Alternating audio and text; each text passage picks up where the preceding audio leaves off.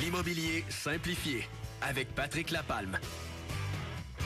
Oh que oui, Patrick Lapalme de chez Remax Lanaudière. Salut Patrick. Hey, bon matin Sylvain. Comment ça va? Hey, super toi? Moi, super bien, il fait beau en fin de semaine. On a commencé à travailler sur le terrain. Bien des gens attendent le beau temps avec impatience parce qu'il y a toujours des petits travaux à faire. Oui. Souvent, en tout cas. Ben, c'est ce qu'on va parler ce matin. Oui, effectivement, ce matin, les nouveaux propriétaires viennent d'acquérir leur propriété. Tout est beau, ils veulent faire un aménagement. Une belle remise, belle piscine creusée. On s'installe vraiment, on va mettre une clôture, on va rendre ça intime. Ben, vous avez beaucoup de trucs à faire comme vérification. Donc, on va faire des références à notre certificat de localisation et aussi aux réglementations municipales. Donc, avant de tout commencer, débuter vos travaux, assurez-vous d'avoir votre certificat de localisation dans vos mains pour bel et bien établir vos limites de propriété. On va parler aussi de la servitude de tour d'échelle qui vous permet de faire un entretien global. Et là, vous voyez votre propriété sur votre certificat de localisation. Vous voulez installer votre cabanon. Le cabanon, vous allez avoir des limites à respecter par rapport à vos servitudes. Dans la majorité des cas, les propriétés ont des servitudes de Bell et d'Hydro-Québec d'utilité publique qui vont passer en arrière des terrains. Bien, assurez-vous de respecter vraiment vos lignes parce que c'est des servitudes, donc l'utilité publique a le droit d'aller à l'arrière sur votre terrain pour effectuer des travaux sur leur ligne de transport, soit électrique ou téléphonique. Vraiment s'assurer de respecter les limites parce que si vous êtes à l'intérieur de ces limites-là, si on l'a ici, ils doivent démolir ou déplacer, ils vont le faire. Ouais. Donc, il faut vraiment faire attention à ces particularités-là. Vous désirez vous installer une piscine creusée ou faire des travaux de drain français qui peut arriver, on est vraiment dans le temps de faire ça. Ben, demandez à votre personne qui va faire l'excavation ou qui va mettre votre clôture dans votre contrat de vous assurer qu'il va faire une recherche à Info Excavation. Avant de creuser. Avant de creuser, parce que s'il peut y avoir des lignes souterraines qui passent de téléphonie, ces choses-là, si vous endommagez le système de téléphone ou des choses comme ça, vous en êtes responsable et ça coûte des milliers de dollars. Okay. Donc, assurez-vous de toute cette particularité-là. On parle présentement des clôtures. La clôture, vous avez votre nouveau voisin, vous êtes un nouvel arrivant, vous avez vraiment mis vos limites. Vos limites, si vous n'êtes pas sûr, demandez à votre arpenteur qui vient de mettre des bornes pour vraiment bien les délimiter. Vous allez discuter avec votre voisin, je dois mettre une clôture de tel type. Si lui, il n'est pas d'accord, vous pouvez la mettre chez vous, faire ce que vous voulez. Mais là, il y a toujours mieux qu'une bonne entente. Donc, vous allez avoir si vous avez les mêmes goûts, toute l'équipe, vous allez être en mesure aussi de partager les frais de l'aménagement de la clôture. Et puis, c'est bien pour tout le monde. Mais assurez-vous vraiment aussi que dans votre réglementation municipale, si vous voulez mettre une clôture avec une telle hauteur, est-ce que c'est permis? Parce qu'on a nos marges latérales de propriété, nos marges arrière, nos marges de façade.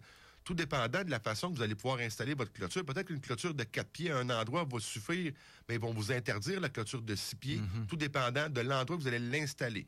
C'est méga important. Donc, si vous ne faites pas ces recherches-là, vous pourriez avoir des coûts supplémentaires rattachés au démantèlement, de vous mettre conforme à la réglementation municipale. Ça, on fait ça à la ville, ces recherches-là? Oui, à la ville, effectivement, vous allez lever un permis aussi pour toutes ces demandes-là. Puis, gênez-vous pas pour lever des permis, là. En réalité, là, quand vous allez avoir une valeur municipale qui va être plus élevée, donc, vous allez faire ça a une incidence sur votre valeur aussi quand vous allez rajouter des équipements, piscines, des cabanons, ces choses-là.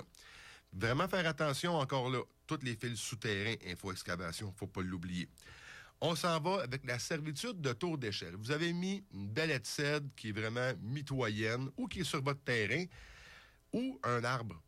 C'est vraiment les cas les plus classiques. La servitude de tour d'échelle, c'est une servitude qui est non publiée et elle vous donne un droit d'accès sur le terrain du voisin pour faire l'entretien. Okay. La servitude de tour d'échelle aussi s'appelle le droit d'échelage. C'est vraiment les deux termes utilisés. Et naturellement, encore là, c'est toujours le bon voisinage. Avisez votre voisin que vous allez faire ces travaux-là si vous voulez peinturer ces choses-là. C'est pas une servitude qui est faite pour aller vous installer sur le bord de la clôture, sur le terrain du voisin pour le regarder faire son barbecue. Là. C'est uniquement pour aller faire du travail. Oubliez-le pas. Aussi à prendre en précaution les arbres. Là, les arbres, là, on revient encore à la servitude de tour d'échelle. Les arbres, vous avez acheté un beau chêne, vous le voyez en arrière de votre cour. Présentement, là, il ne fera pas de dommages, il n'y aura rien qui va arriver. Assurez-vous, il est tout petit. Assurez-vous de respecter les limites avec votre personne qui va s'occuper de votre horticulture. Il va vraiment vous guider. Ses limites de racines et aussi la taille de l'arbre. Est-ce que l'arbre qui va être là dans 10 ans, effectivement, est-ce que là, cet arbre-là, votre emplacement que vous l'avez mis, va aller frotter les corniches de l'autre propriété? Si c'est un bien qui est attaché à votre propriété, qui endommage la propriété voisine, vous en êtes responsable. Donc, c'est plein de petits points vraiment à vérifier. Vous avez le droit aussi d'aller couper votre arbre pour faire de l'élagage avec votre servitude de tour d'échelle. C'est vraiment tous ces biens-là, puis il n'y a rien de mieux qu'un bon voisinage. Vous arrivez dans le secteur, allez voir vos voisins, regardez votre terrain, allez voir votre réglementation municipale, votre certificat de localisation, tout ce que vous allez pouvoir faire va vous vraiment mettre une transaction dans la quiétude. Et puis, lors de la revente, vous n'aurez pas de surprise que votre client, vous allez être obligé de lui payer un assurance-titre parce qu'il y a des problèmes de servitude, parce que vous avez mis votre cabanon trop proche des lignes. Tout simple que ça. Un bon courtier peut me conseiller sur ces points? Effectivement, sur tous ces points-là, avec notre certificat de localisation, vous allez chercher vos réglementations municipales directement à votre municipalité. On est vraiment capable de vous aiguiller et c'est la meilleure façon de procéder. Et pour te joindre, Patrick? Bien facilement au 450-499-5544. Vous pouvez aussi venir me voir sur mon Facebook et sur ma chaîne YouTube. Toutes mes chroniques sont disponibles. Patrick Lapalme, un but, une passion. Vendu! Vendu! Bon été! Bon été! On se retrouve pareil la semaine prochaine. Il nous en reste 2. Hein? Il nous en reste, effectivement, oui.